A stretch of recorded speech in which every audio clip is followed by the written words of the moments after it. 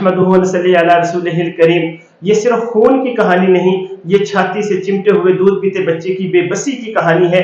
ये उस सिख की फरियाद है जो अपनी कौम पर रो रहा था। पटियाला के एक आईनी शाहिद ने बताया कि जब लोगों को चुन चुन कर शहीद किया जा रहा था, मैं एक छोटी सी दुकान में छुप गया। ये रमजान साहब की करियाना की दुकान थी। ये शहीद हो चुके थे, दुकान खाली पड़ी थी। दुकान के थड़े पर एक औरत खून में लथपथ आखिरी सांसें ले रही थी और इसकी छातियों से इसका अपना ही 6 माह का बच्चा लिपटा दूध पी रहा था।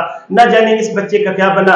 आज भी दिल पछताता है, काश मैंने इस बच्चे को उठा लिया होता। सड़कों पर शुहदा की लाशें बिखरी पड़ी थी, जख्मी तड़प रहे थे और हर तरफ से पानी पानी की सदाएं आ रही थी, मगर पानी कहीं नहीं था कि किसी जख्मी को पिला देते।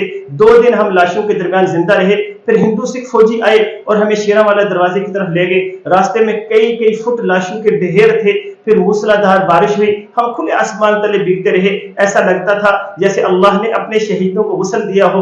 अगले दिन सूरज निकला और पता चला कि मेरे ताया गौस मोहम्मद के 3 जवान बेटे लतीफ, हमीद और शौकत शहीद हो चुके हैं। जो लोग बच गए थे वो शेरा वाले दरवाजे के बाहर जमा हुए।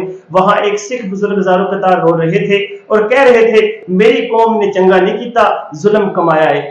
और वो अपनी कौम को मलामत कर रहे थे और हम अपने प्यारों को दफनाए बगैर बेबस खड़े थे। ये कुर्बानी थी, यही पाकिस्तान की कीमत थी। क्या हम इन शुहदा के खून की लाज रखी है?